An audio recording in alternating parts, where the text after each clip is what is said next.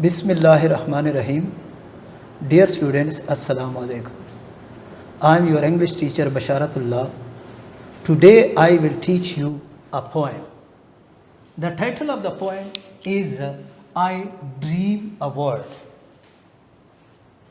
I dream a word means कि मैंने एक ख्वाब देखा एक दुनिया के बारे में।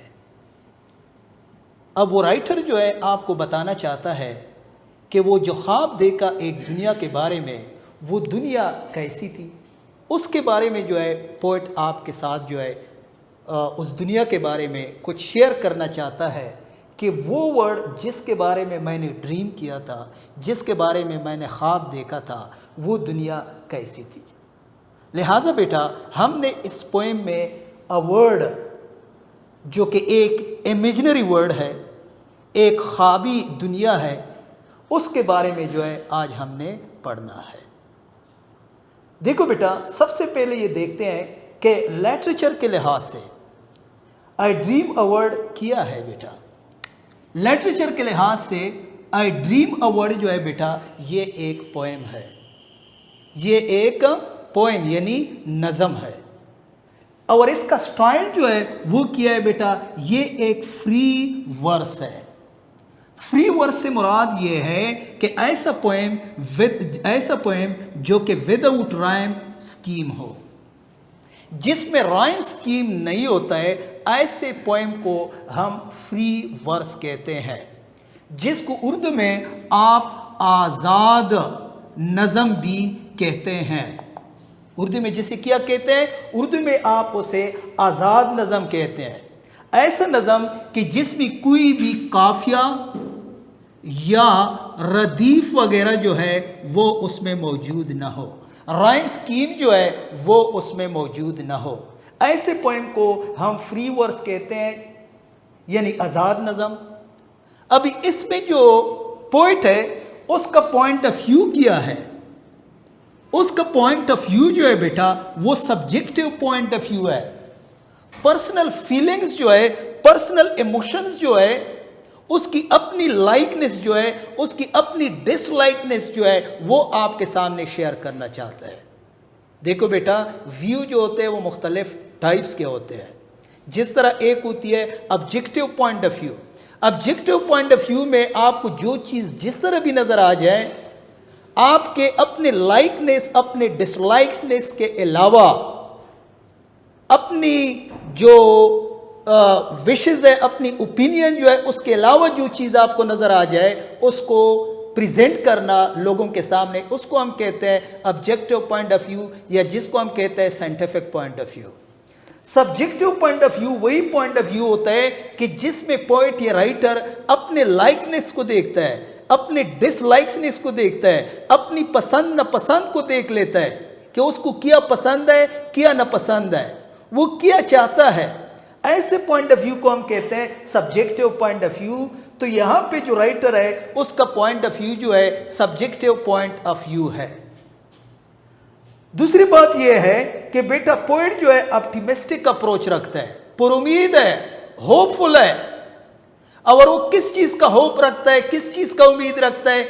वो बेटा आई ड्रीम अ वर्ड, वो एक दुनिया जिसके बारे में उसने एक ख्वाब देखा है, उसमें वो इंसानों के दरमियान इक्वालिटी, बराबरी के सारे इंसान बराबर हो जाएंगे, फ्रेटर्निटी यानी भाईचारे की सूरत में आपस में रहेंगे, लव के साथ रहेंगे, पीस के साथ रहेंगे। वही जो है बेटा उसका जो है ऑप्टिमिस्टिक अप्रोच है। अभी ये पोएम जो है आई ड्रीम अ वर्ड, ये किसने लिखा है? इसका नाम है लैंगस्टन ह्यूज।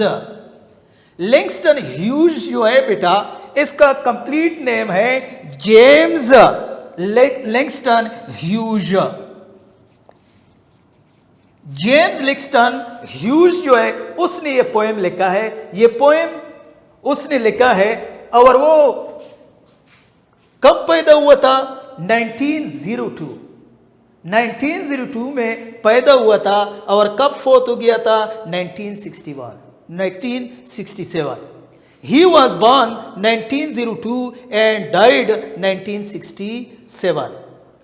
देखो बेटा, he was a black American poet वो सियाह फार्म अमेरिकन पोएट है, सियाह फार्म है, ब्लैक है, और वो एक उसकी क्वालिटीज ये है कि वो वर्सेटाइल राइटर्स हैं। वर्सेटाइल से मुराद ये है यूनिवर्सल, यूनिवर्सल से मुराद ये है आलमगीर राइटर है। और वो उसने बतौर पोएट भी काम किया है, यानी बहुत सारे पोएम भी लिखे हैं। बतौर वो प्ले राइट भी रह चुका है, यानी प्ले वगैरह भी वो बना चुका है, जो कि ड्रामा की शॉर्ट फॉर्म है। इसके अलावा वो नावलिस्ट, जिसको हम कहते हैं नावल निगार, वो भी रह चुका है। और वो जो है बेटा इतना वर्सेटाइल राइटर्स है कि वो जो है 35 बुक्स जो है उसका अतर है, मुसन्निफ है। उसने 35 बुक्स जो है वो बेटा उसने लिखे हैं। ये था बेटा थोड़ा सा अ पोएम के बारे में, कि अ पोएम जो है ये एक फ्री वर्स पोएम है जिसमें राइम स्कीम नहीं होते हैं। बाद में रीडिंग में मैं डिस्कस करूंगा। सब्जेक्टिव पॉइंट ऑफ व्यू है। पोएट जो है बेटा वो अमेरिकन ब्लैक पोएट है। अभी आते हैं बेटा पोएम की तरफ। आई ड्रीम अ वर्ल्ड, इसको रीड कर देते हैं, और यहां पे मैंने साथ साथ वर्ड्स मीनिंग भी लेके गए हैं, उनको भी जो है वो देख लेते हैं। देखो बेटा, आई dream a world, I dream मैंने ख्वाब देखा, अ वर्ल्ड एक दुनिया का, मैंने ख्वाब में एक दुनिया देखा। फर्स्ट टेंजे की तरफ आते हैं। I dream a world where man no other man will scorn, where love with bless the earth and peace its path adorn. I dream a world, मैंने एक दुनिया का ख्वाब देखा, वेयर मैन जहां पे लोग, नो अदर मैन किसी दूसरे आदमी को, वेल स्कॉर्न बुरा भला नहीं कहेगा, डांटेगा नहीं, बिलेटल हकारत की निगाह से नहीं देखेगा, बेइज्जती की निगाह से नहीं देखेगा, किसी को वो रिजेक्ट नहीं करेगा। मैंने ख्वाब में एक दुनिया देखा, उस दुनिया में जितनी भी लोग रहते थे उनमें कोई भी किसी दूसरे को हकारत की निगाह से बुरा भला नहीं कहेगा। वेयर लव, जहां मोहब्बत, विल ब्लेस, ब्लिस करेगा, जहां लव ब्लिस करेगा, द अर्थ जमीन, जहां पे ब्लिस किस चीज की होगी, लव की ब्लिस होगी। एंड पीस, और अमन, इट्स पाथ, इसका रास्ता, यानी उस जमीन पर बनाए गए जितनी भी रास्ते होंगे वो एडोरन सजाएगा। कौन सजाएगा? पीस सजाएगा। इससे मुराद ये है इस फर्स्ट टेंजे से कि पोएट कहता है कि मैंने एक दुनिया देखा, और उस दुनिया में लोग जो है वो एक दूसरे से मोहब्बत से पेश आते हैं, प्यार से पेश आते हैं, एक दूसरे के साथ अमन के साथ रहते हैं, मोहब्बत के साथ रहते हैं, जहाँ पे कोई भी किसी को इन्फीरियर नहीं समझता है, जहाँ पे सारे के सारे लोग जो है वो इक्वल राइट्स रखते हैं, बराबर के हकूक जो है वो रखते हैं। देखो बेटा, अगर इस पोएम में हम देखें राइम स्कीम को, I dream a world where man, आ गया आखिरी वर्ड क्या आ गया? मैन। इसको हम कह सकते हैं A. No other man will scorn, man और स्कॉर्न में फर्क है। मैन क्या है? ए, स्कॉर्न क्या हो गया? बी, क्योंकि मैन और स्कॉर्न के साउंड में फर्क है। Where love with bless the earth, and अभी अर्थ जो है ये आ गया A B C, and peace its path adorn, scorn और एडोन आपस में मिलते हैं तो ये बी हो गया। तो ये हमारे पास राइम स्कीम बनता है A B C B. A B C B बेटा, ये राइम स्कीम जो है वो एग्जैक्ट उसी तरह नहीं बनता है कि जिसमें म्यूजिकलिटी पैदा हो जाए, मौसीकी पैदा हो जाए, क्योंकि एक जगह पे I dream a world where man no other man will scorn, where love will bless the earth and peace its path adorn. बेटा इसमें कोई राइम स्कीम बनता ही नहीं है। कोई भी वर्ड जो एंड पे लाइन में आता है वो दूसरे के साथ सेम साउंड नहीं रखता है। और दूसरा, इस पोएम में बेटा रिदम नहीं है, और इस रिदम की वजह से हमारे इमोशंस जो होते हैं, फीलिंग्स जो होते हैं, वो एराइज नहीं होते हैं। तो इसी वजह से इस पोएम में जितनी भी स्टेंजाज है वो फ्री वर्स है, आजाद नज़म है, विदाउट राइम स्कीम और विदाउट रिदम है, प्रोस की तरह है, नसर की तरह है। यहां पे कुछ बेटा लिटरेरी डिवाइसेस यूज किए हैं पोइट ने, लिटरेरी डिवाइसेस। अगर आप यहां पे देखें, लव और पीस इस फर्स्ट स्टेंजा में इनको पर्सनिफाइड किया गया है। पर्सनिफाइड से मुराद है ह्यूमन क्वालिटीज दी गई है लव को। लव यानी कौन जो है जमीन को ब्लिस करेगा? लव। और ब्लिस करने वाला कोई बुजुर्ग होता है, कोई आदमी होता है जो कि ब्लिस करता है। तो यहां पे लव जो कि एब्स्ट्रैक्ट नाउन है, उस एब्स्ट्रैक्ट नाउन को पर्सनिफाइड किया गया है कि जमीन पर मोहब्बत जो है, लव जो है वो ब्लिस करेगा। तो लव जो है ये हमारे पास पर्सनिफाइड किया गया है। आगे जो है जमीन में जितनी भी रास्ते हैं उनको कौन सजाएगा? पीस सजाएगा। अभी सजाने वाला कौन होता है? असल में इंसान होता है कि जो घरों को, जो कि हर एक चीज को सजाता है। तो ये ह्यूमन क्वालिटीज है, एडोरन या डेकोरेशन। तो यहां पे पीस जो है ये भी पर्सनिफाइड है। तो यहां पे लिटरेरी डिवाइसेस इस फर्स्ट स्टेंजा में दो लिटरेरी डिवाइसेस यूज हो चुके हैं। एक लव जिसको ह्यूमन क्वालिटी दी गई है कि जो ब्लेस करेगा जमीन पर। दूसरा पीस जो है वो रास्तों को सजाएगा, ह्यूमन क्वालिटी दी गई है, यहां पे ये पर्सनिफाइड किया गया है। आते हैं बेटा सेकेंड स्टेंजा की तरफ। आई ड्रीम अ वर्ल्ड, मैंने दुनिया का एक ख्वाब देखा, वेयर ऑल विल नो, जहां पे तमाम के तमाम, स्वीट फ्रीडम्स वे, जहां पे तमाम के तमाम लोग इक्वल राइट्स, आजाद होंगे, स्वीट फ्रीडम होगा हर एक के लिए, इक्वल राइट्स होंगे। Where greed no longer saps the soul, जहां पे ग्रीड यानी लालच जो है वो सोल को यानी रूह को तबाह नहीं करेगा, डिस्ट्रॉय नहीं करेगा। सेप्स, सेप से मुराद है वीकन, कमजोर करना, डिस्ट्रॉय करना, द सोल यानी रूह को। जहां पे लालच जो है, ग्रीड जो है, लालच जो है, ये सोल को मजीद कमजोर नहीं करेगा। नॉर अवेरस, और न के, अवेरस का मतलब है एक्सट्रीमली ग्रीडी, इंतहाई लालची, एक्सट्रीमली ग्रीडी, इंतहाई लालची। Blights, destroy, blights means destroy, तबाह करना, आवर डे, हमारे दिन को। जहां पे इंतहाई लालची या लालच जो है वो हमारे दिन को तबाह नहीं करेगा। जहां पे लालच नहीं होगी, जहां पे ग्रेडीनेस नहीं होगा, जहां पे इक्वल राइट्स होंगे, जहां पे प्यार की समा होगी, जहां पे इक्वल राइट्स होगा। अभी आते हैं बेटा इस स्टेंजे में भी there is no rhyme scheme, कोई राइम स्कीम नहीं है, और ये फ्री स्टेंजा या फ्री वर्स है बेटा।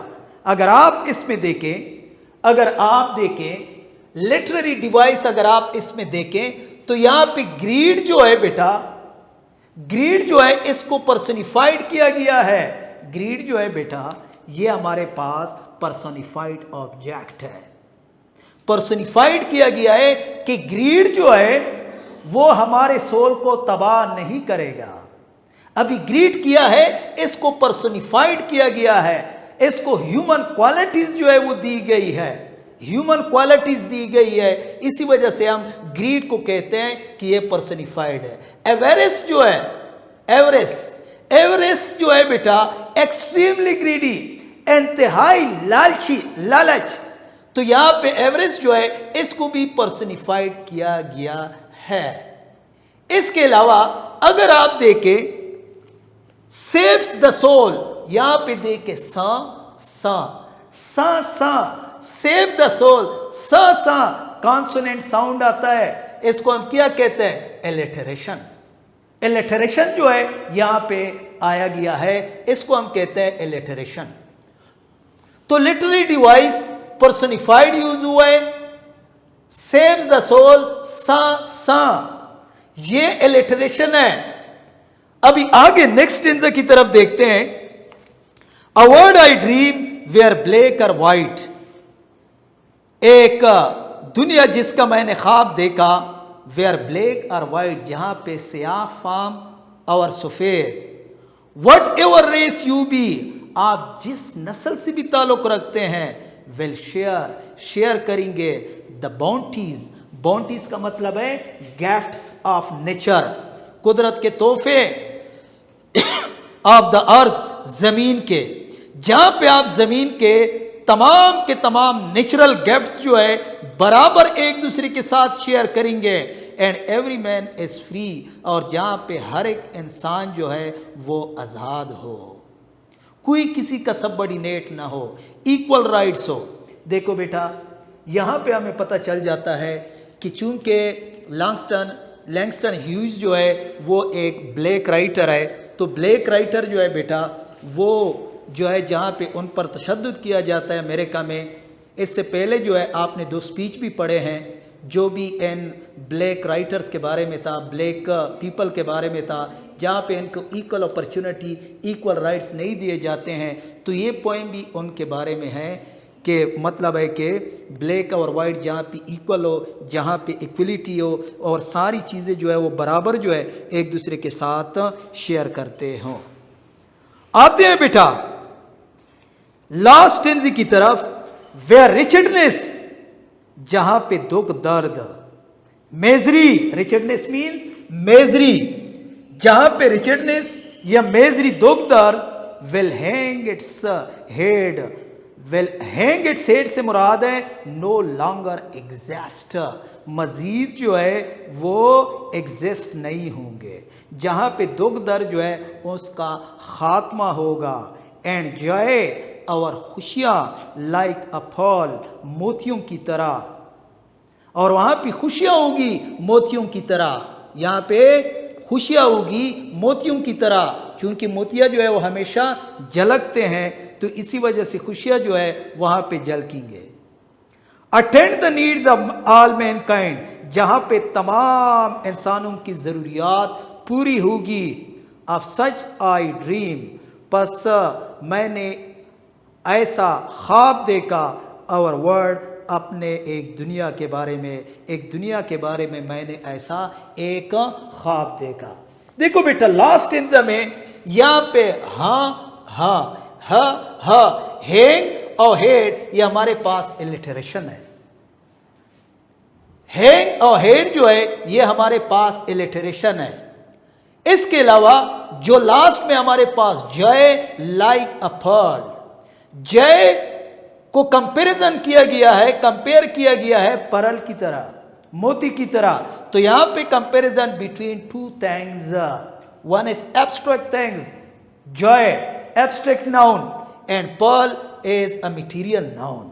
यहां पे एब्स्ट्रैक्ट नाउन को मटेरियल नाउन के साथ कंपैरिजन कराया गया है, जिसको हम लिटरेरी डिवाइस में क्या कहते हैं? सेमिली।